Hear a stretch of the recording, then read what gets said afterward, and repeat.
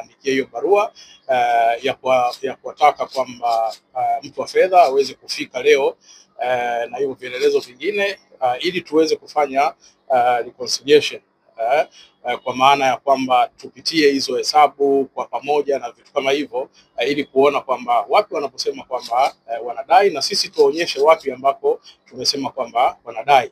Lakini wamefika leo na baada ya kufika wameleta tu barua na baada ya hapo wameondoka, kwa maana kwamba hawakutaka kuzungumza kitu chochote na wamesema kwamba hawako tayari kwa ajili ya mazungumzo. Na hata katibu mkuu wa TFF Kidau Wilfred alipotaka kuzungumza na CEO wa Young Africans Bwana Mtine bado CEO alikataa kuzungumza na katibu mkuu wa TFF. Kwa hiyo TFF iko wazi kwamba kama wanasema wana madai, ofisi ipo na wafike ofisini kwa ajili ya hayo madai yote, kwa sababu sisi tunao uhakika, na ndio maana tulisema kwamba sisi tunawadai na vielelezo vyote vipo. Kwa hiyo wao wanataka tuendelee kuandikiana barua. Sasa hizi ni taasisi kubwa ambazo haiwezekani mkaishi kwa kuandikiana barua alafu mnaanza kuzisambaza huku kuzisambaza huku.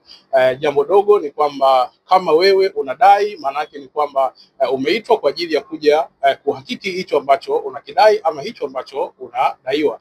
Kwa hiyo maana yake ilikuwa ni kitu rahisi tunapofika TFF uweze kukaa chini na TFF. Ni jambo la muda mfupi sana kuweza kufanya hiyo reconciliation na kila mmoja ajue kwamba nafasi yake iko wapi.